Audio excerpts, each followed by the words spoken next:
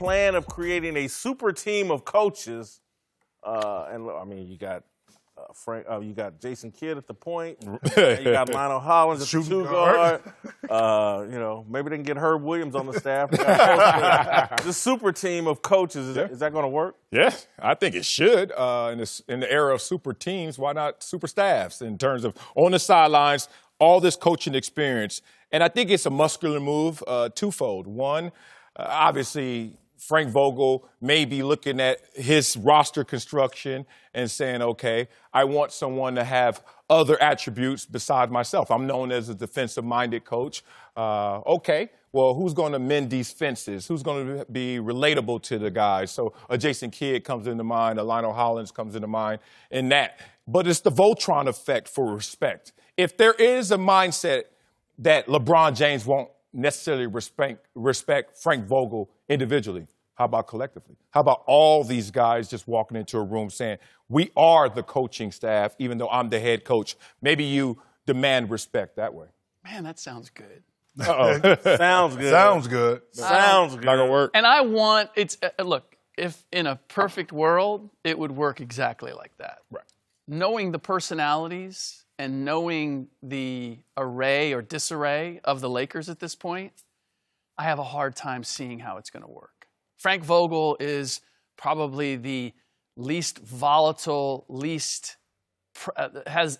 is a great guy, but the presence is not going to be there. And we know how LeBron James works. He finds the person that's going to do his bidding, and he does it in a passive-aggressive way. There are just too many guys that are assistant coaches that I can see end up leading that charge, and then your hierarchy of power is all screwed up. It sounds good. Doesn't it work on the court? Like, the whole reason the super teams and roster construction is even a thing is because you want to stack the deck. Why not stack the deck on the sideline? But I want to know, and Jim, you can speak to this better than I can. If I'm playing, I want to know who's in charge. I want to know who's making the decisions. I want to know who I need to talk to.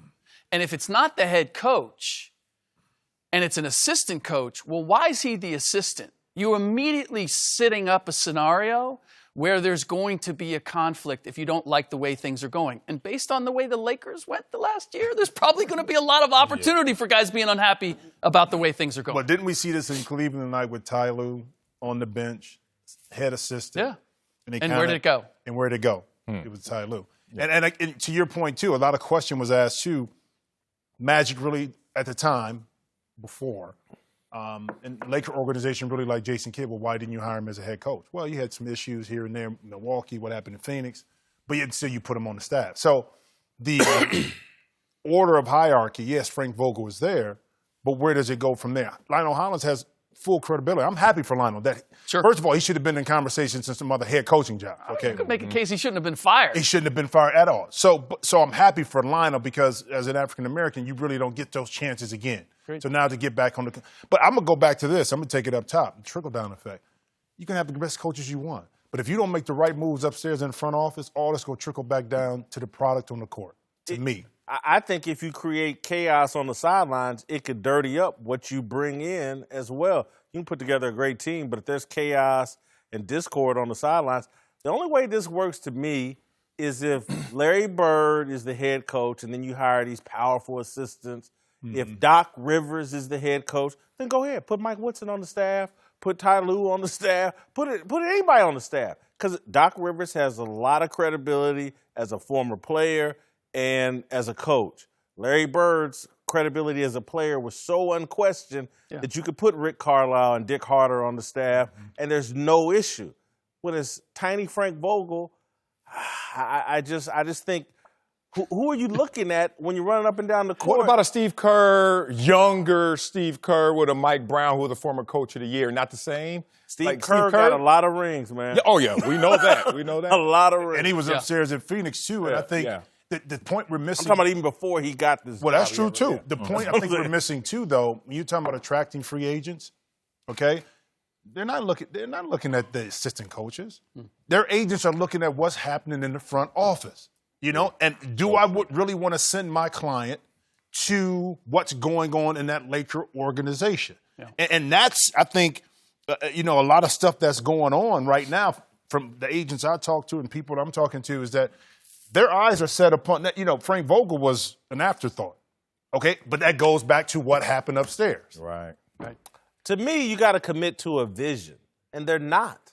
Agreed. They're not committing to a vision. Let's have one voice. Lionel Hollins being hired brought the subject up, but this went sideways once they hired Jason Kidd. Because who does LeBron James have a better relationship with going in? Who does he have more respect for? He's played against Jason Kidd. He's lost in the finals to Jason Kidd. Jason Kidd sees the game the same way he does. Jason Kidd's played in the league. Frank Vogel has none of those. And maybe somehow, some way, he can gather and gain the trust and confidence and respect, but he goes in not having it with guys sitting next to him in positions under him that have more respect than he does. That's just not a formula You for think success. he has more respect for Vogel or Hollins? Who? LeBron. Hollins. You know what's interesting? If you look at the Lakers franchise since Dr. Buss took over, was that 1979? And obviously, Jeannie Buss for the last 6 years. The Lakers have had issues upstairs. You go all the way back to the hiring of even Pat Riley when that wasn't the initial choice. And you go back to the Shaq and Kobe era where we were like, what are you doing? How come you can't make these two players play together? Why does it have to be one or the other? Right now, spiraling out of control. I think they have a vision. Their vision is we're a family-owned business and we will work on this internally and things will turn out from that dynamic. But what they don't have is a commitment to the explanation, a commitment to the messaging. They don't have that. Jeannie is not getting in front of any of this.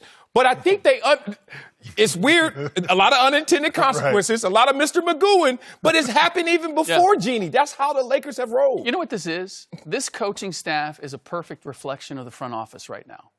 You're not really sure who's in charge or who's going to be leading you or whose vision is directing the direction of this franchise.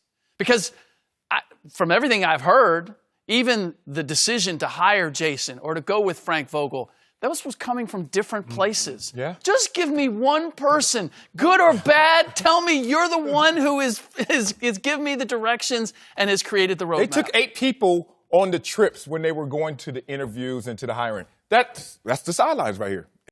Thanks for watching. Subscribe here to get the latest from the show. And be sure to check out more of the best clips from Speak For Yourself or go watch a few segments from our other shows on FS1.